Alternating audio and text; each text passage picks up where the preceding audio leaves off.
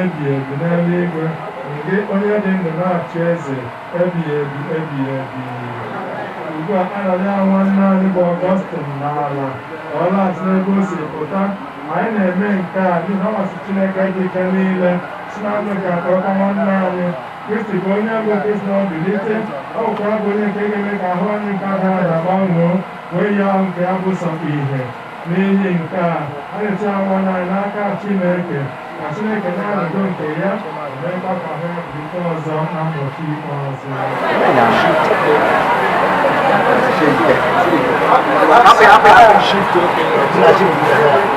Aqui o essa bagaguinha, né? Não só na eba. Olha, pode mais, não worry.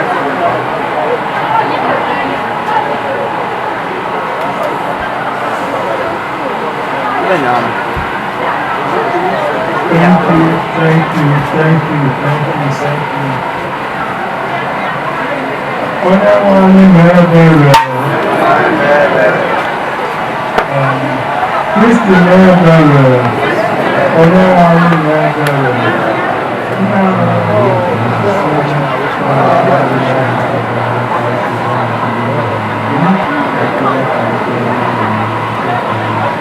ka aka ekpere maka nwanne anyị bụ Ọgọstin ndụ m ọnwụzuru ike ọkara karịa onye nwanyị Jesu Kristi onye kwuru na sị onwe bụ ndụ n'ọnwụ na ndụ onye ọbụla kwere na m ọ bụrụ na ọ nwere anwụ ọ ga-adị ndụ ọzọ onye ọbụla nukere na ha ga-amata ma ọlị wee ruo na ndụ ebighị ebi. Azịza anyị anyị na-arịọ gị n'olu anyị ka gị onye bụ anya mmiri ihe ọnwụ Lazarọs hichaa anyị anya mmiri anyị arịọ gị Kristi ka gị onye kpachi ndị nwere anwụ na ndụ nye nwanne anyị ndụ ebighị ebi anyị arịọ gị Kristi ka gị onye bụrụ onye osi chagịrị echarị mkpa iru paradaịs eweta nwanne anyị bụ Ọgọstin na alaeze eluigwe anyị arịọ gị Kristi eji mmiri nke baptizim chapụ nwanne anyị bụ Ọgọstin jụọ ya ekwe ya mmanụ nsọ nke nzọpụta ude krizim ka ịkpọbata ya n'otu ndị nsọ gị niile anyị arịọ gị Kristi eji ori nsọ nke ahụ gị na ọbara gị wee zụọ nwanne anyị bụ Ọgọstin yenye ya otu na nnukwu ori nke alaeze gị anyị arịọ gị Kristi anyị nọ n'uru n'ihi nwanne anyị bụ Ọgọstin ndụ m ọnwụzuru ike ọkpara iji okwukwe na olileanya nke ndụ ebi ebi kasie anyị obi anyị arịọ gị Kristi onye nwe anyị ụzọ ebere abụọ ka anyị na-arịọ ka imere nwanne anyị bụ Ọgọstin ndụ m ọnwụzuru ike ọkpara kemgbe oge nwere oke ya ime ihe bụ uche gị ekwela ka ọ daba n'ahụ dịrị mmehie ya ka alụmdi dịrị n'ụwa a ozi okoge nta gị kwere m na-ekele sikweta dịka na ndị mmụọ ọma gị na ndị nsọ gị n'ụwa ọzọ anyị na-arịọ gị nke a site na Kristi dị onye anyị ihe ezumike ebighị ebi onye nwe anyị. Ekpere maka ndị na-eru uju o Chineke anyị na-arịọ ebe anyị na-ebe akwa na-eru uju maka nwanne na nwunye bụ Ọgọstin ndụ m ọkpara ka anyị na-echeta mgbe ụbọchị ọnwụ nke anyị na-agbawanye nso anyị onwe anyị ga-anwerịrị anyị onye anyị ga-asị a gị iji kwado maka ụbọchị ikpeazụ a site n'ije ndị mmadụ niile ka ọnwụ mberede na onye akọrọ akọrọ ghara ikwudo anyị kama ka anyị na-eche nche oge niile ka ọ ga mgbe ọ dị kpọrọ ka anyị were n'ike iso gị banye na aṅụrị ebighị ebi site na Kristi dị nwere anyị maka Ọgọstin ndụ m ọnwụzuru ike ọkpara onye nke nwụrụ anwụ ka Maria nne nke Chukwu ndị dịkasị obi ebere onye nkasi obi ndị na-eru uju enyemaka nwa ya mkpụrụ obi nke nwa odibo ya bụ Ọgọstin ndụ m ọnwụzuru ike ọkpara onye nke apụgoro ụwa nke a ote na-ekpere ya dịka nne nwere ike iru ọsọ ọsọ n'ime ogige ahụ na-akọ anya n'eluigwe dịrị na ya ebighị ebi ebighị ebi.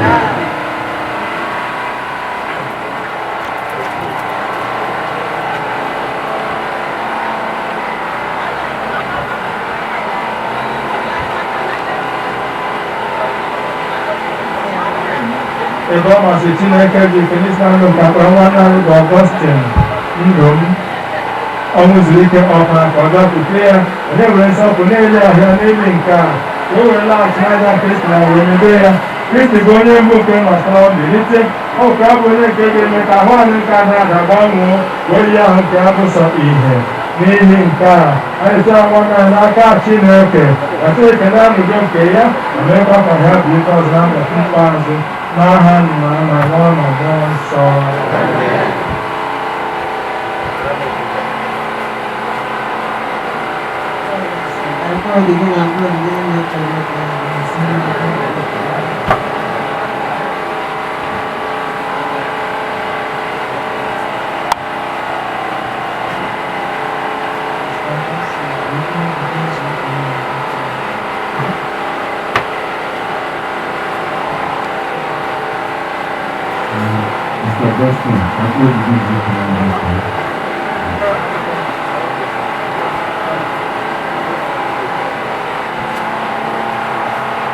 Bravo, aku di tengah beberapa Indonesia.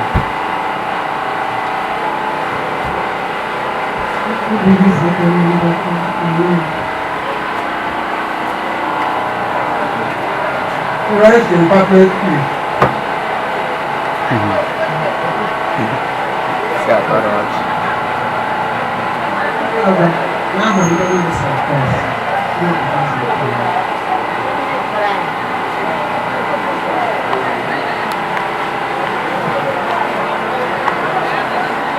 Itu aku dengan mulai kalau kamu itu sih mulai tujuh puluh cile kalau kamu sampai sini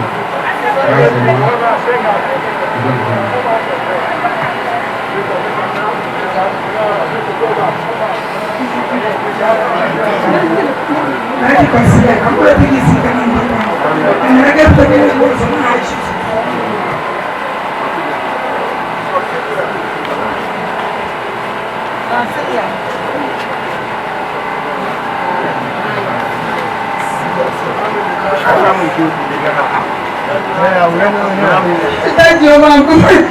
Kamu yang bikin kita bapak.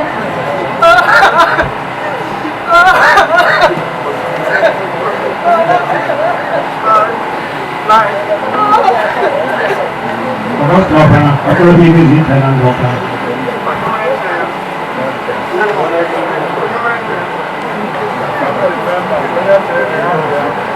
Borosa, dia memiliki dia apa?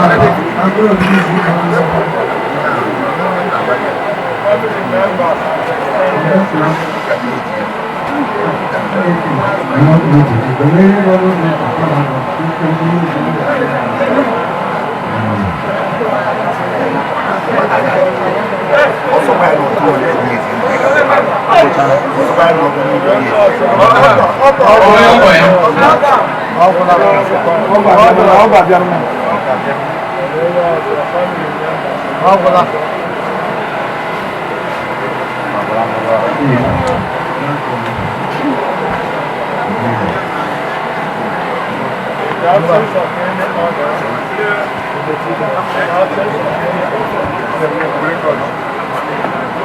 In the absence of any order, in the absence of any order, in the absence of any order.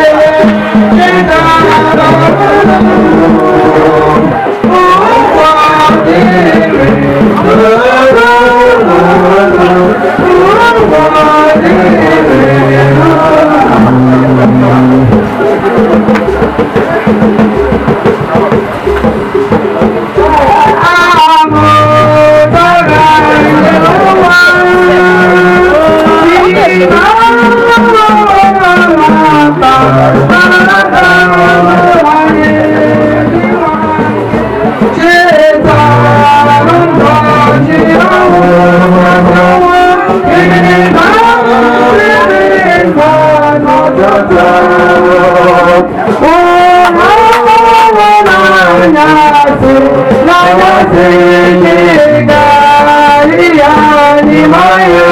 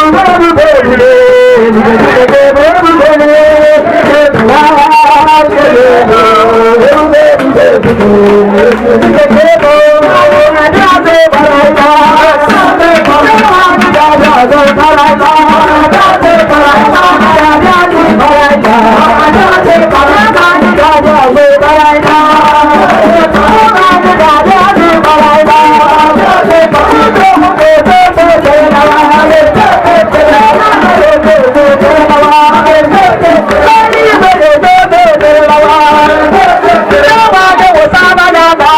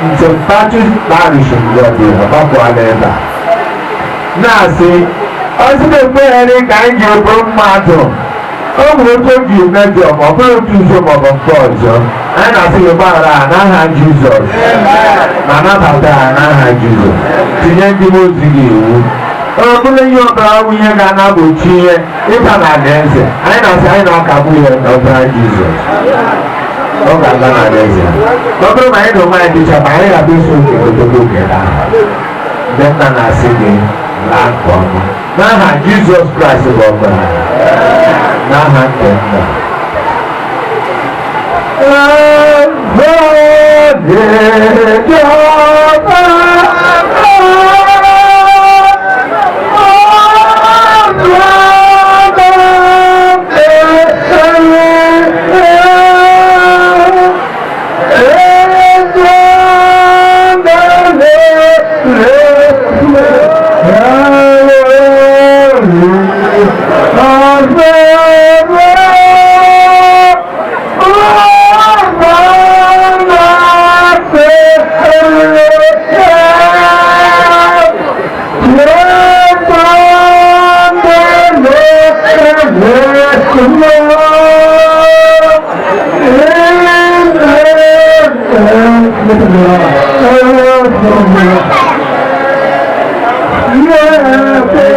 lost your pet. We said bye, goodbye, goodbye to the farm of Thailand. Goodbye, goodbye, goodbye to the farm of Thailand. Goodbye, goodbye, goodbye to the farm of Thailand. Goodbye, goodbye, goodbye to the farm of Thailand. Goodbye, goodbye,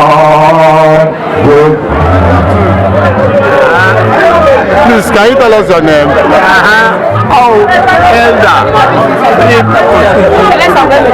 Okay, can you tell you your relationship with your family?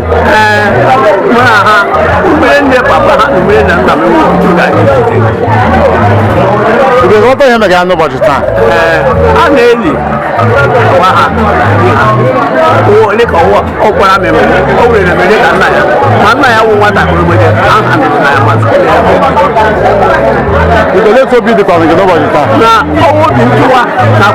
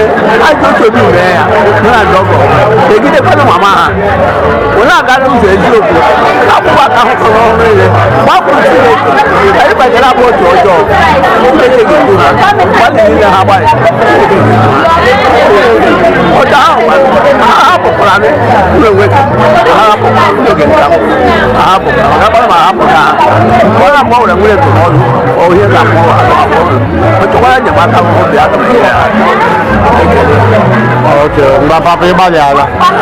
But I go to Bella, I go to Kanka. Omoge Ligi, Ligi Omoge. Now, Jesus.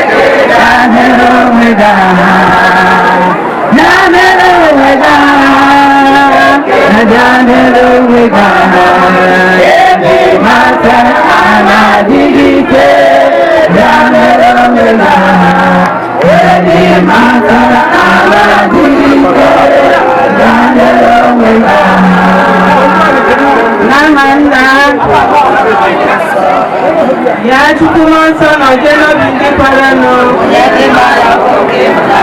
Siputamo gigote sepa. Ayo. Chukonesi ni monso. Zero bingi parano. Meka silo fuma. Mauze soku. Namulo demine. Senata soki. Sena pisami. Ngidu wani ngeme heburu bono. Ngira wewa soki. Nano neli kweko chodri na hagi kochigi. Jakemu chegi nowa. Dikese eligwe. Ngai tata rike masai bara nera iga. Dikaisi bara nime. Ekwele kaikwele oma. Sokai naji. Ekele ni Maria Jupitra na Gracia. Osebo anonyengi. Idi ngo ngozi n'etiti ụmụ nwaanyị niile ọ dị azụ ngozi nwafọ gị bụ Jesu.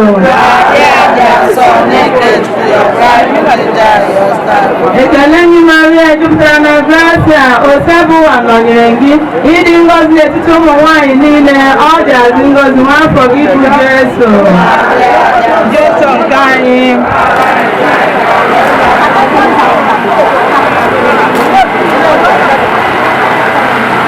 N'aha Jizọs Kraịst. Nwachukwu, achọrọ m ka ebe ọbụla nọ kelewe Chineke. Kelewe Chineke nna n'ihi ihe ọma niile nke ọ na-emere n'ụmụ ya kachasị n'ụbọchị nke taa. Nke o mere ụbọchị nke taa dị taa. Kelewe Chineke Chineke mere ka anwụcha ihe ozizi adịghị.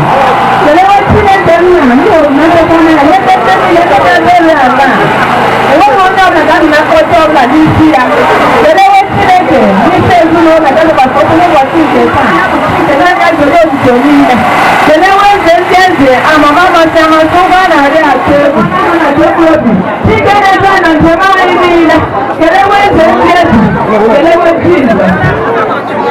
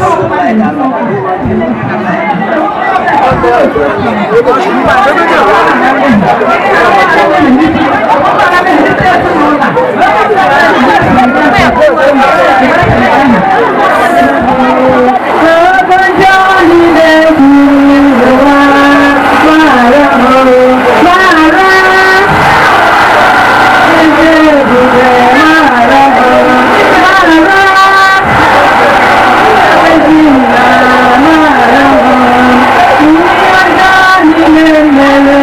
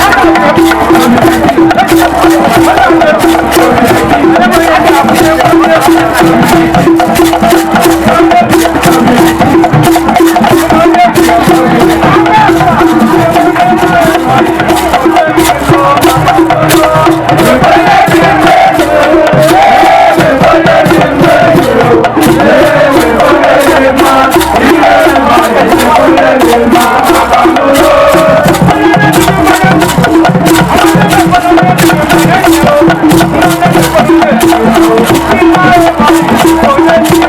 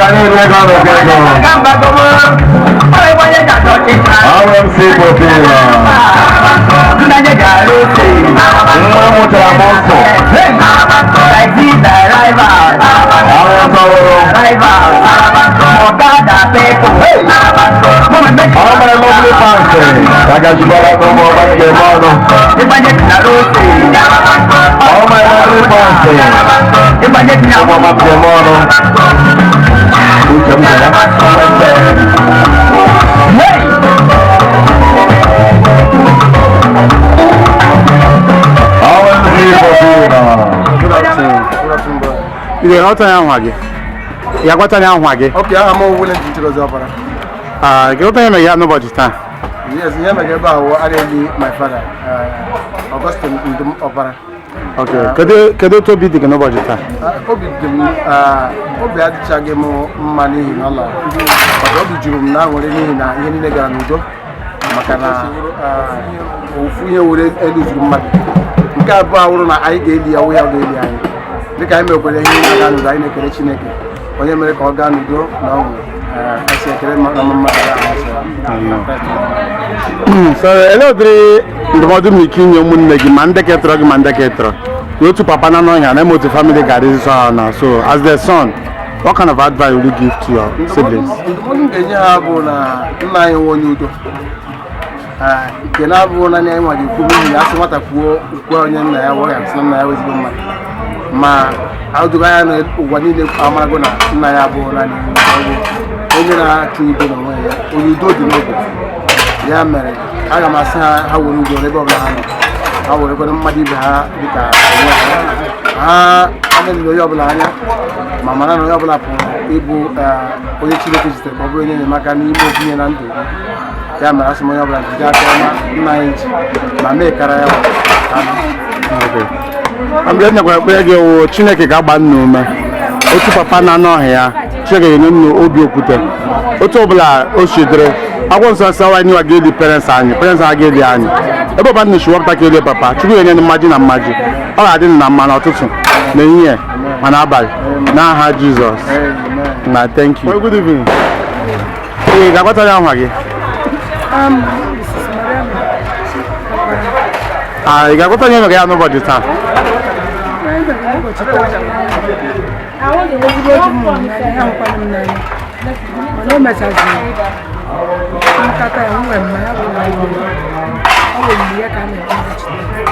Hello, to be the family.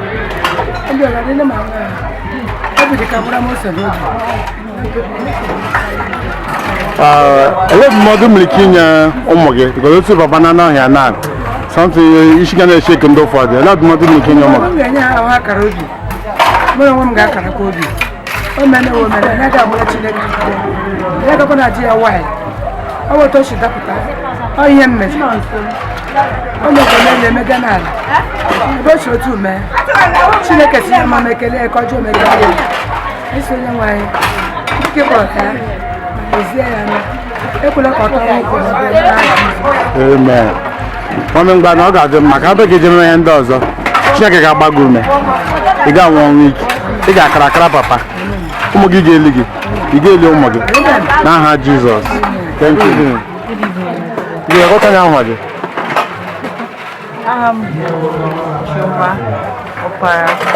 Okay. What is your relationship with your family? I'm the wife to the first son of the family. Okay. You can look to be the about the family. I can't explain because it's one of the most happiest and saddest day of my life. The man that died, icon that died, Odogo Ono is a father to me. I regret knowing him at the later times of my life because he was a blessing to me and a blessing to my marriage. Even if I married his son, I really regret that I did not know him at the days of my life. He loved me as his own daughter from the first day I stepped my foot into this family. His advices always goes a very long way and helps me in my marriage. That's why I have pains and sorrow in my heart. I cannot explain how bitter I am today, knowing fully well that my friend, my father, there's one name he used to call me Buzu. I will not forget that. I will not forget it. Okay. What kind of advice will you give to your husband's sisters and relatives or whatever? Well, my brother, death is inevitable. It's just that most times some people die premature. Why some die at old age. But at this stage of life now, we all know that no matter how we try, he will not come back. Live more years with sorrow and agony and anguish in our hearts, causing us problems. So the advice I would give my sisters and my husband is that in everything we should thank God. And we should thank God and we should also pray that our mother, Mariana Para, will live longer than we expect. The years that our father did not live on this earth, our mother will live it and add to our years. So we should take heart and know that in all things, God is alive and he's not asleep. Okay. My prayer for you and your husband is, in any little way people have contributed to bury Papa, that God should replenish it. You people will not bury your children, rather your children will bury people. It will go with you people. In the mighty name of Jesus. Thank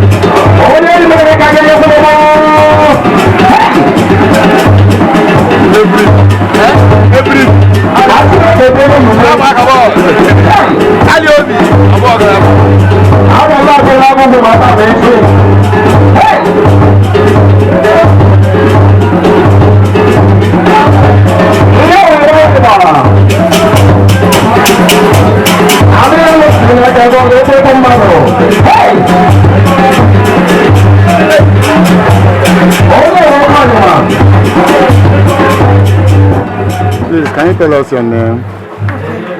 My name is Okara Kosilia Chini. What's your position in the family? First person of the family. Okay, how do you feel today? I feel today as if the whole world has crumbled.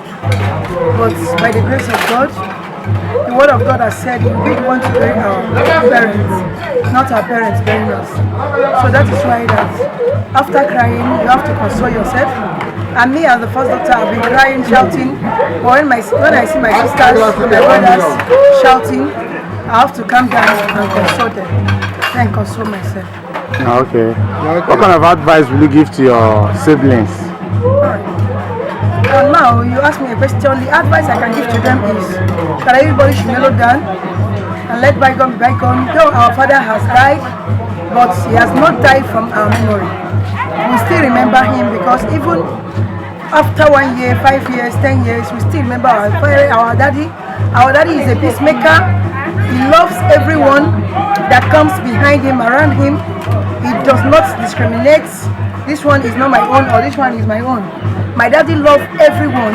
He has taken many to outside the states and helped many others to make them locate things that will help them in future. Okay, my prayer for you is that in any little way you have contributed to bury Papa, that God will replenish it. The Lord that we serve says, we will bury our parents, not our parents that will bury us. That's the word. So as it is, you have buried Papa, your children will bury you. You will not bury your children. In the mighty name of Jesus. Amen. It is well with you. Amen. In Jesus' name. Amen. Thank I have you. an interesting I want to say. Okay. He has been a man of peace, yes. He has opened doors for us because for me, within me, I was thinking that this burial will not hold. But I have to console my brother, console myself and everyone and say, let us pray. The good Lord will do something. And I must tell you, my daddy, the Lord used my daddy to open doors for me that make this burial a success. I want to praise the name of the Lord that make today, yes, today's burial is a success because me, I was thinking that will be only 20 or 30 that will come for this burial. But seeing the crowd, even with COVID-19, seeing the crowd, I am marveled. I say to God be the glory in all things he has done. May his name be exalted in Jesus' name.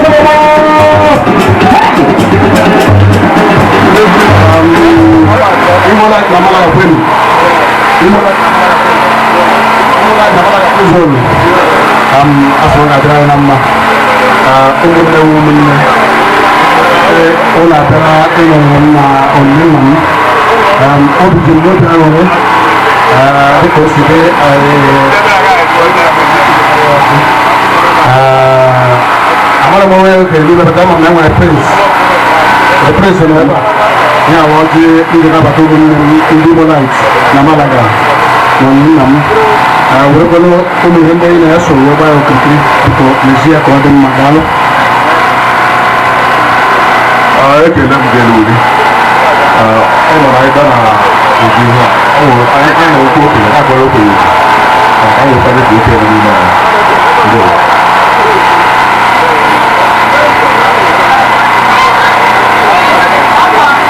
ekele m onye ọbụla anyị bịara ebe a maka nwanne anyị nwoke onye anyị nwoke anyị niile ndị gọ na ebe ọka niile tụrụ na union na Malaga na arụkwa na nwanne anyị nwoke onye ọra hụrụ tinye tụrụ ebe obi na chinji onye ọbụla na onye ihu na onye azụ a na-asa ụlọ otu ka anyị niile na-eme na Naịjirịa si eme ma ndị ọchịchị na anyị niile anọ alụwa niile kọkụ na-ekwukwa okwu ya ahụ ule nwe ofu onye na onye anyị ga-aga mba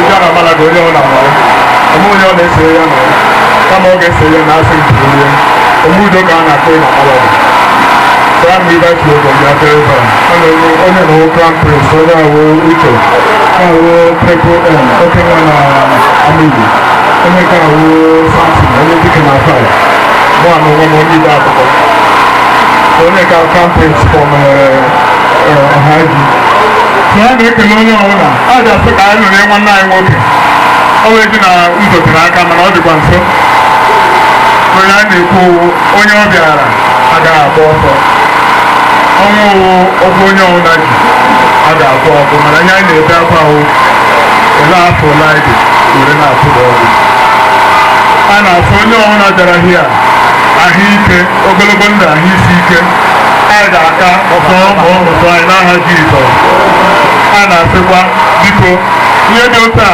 adọpụtara ya mana ọkago 73 years mana asịgoro ya ma 200 years nna bụ nna ọbara wa ọbara mgbe ọ nọ na-ejiwo ọlụta ihe a na onye gasị nwa n'ụlọ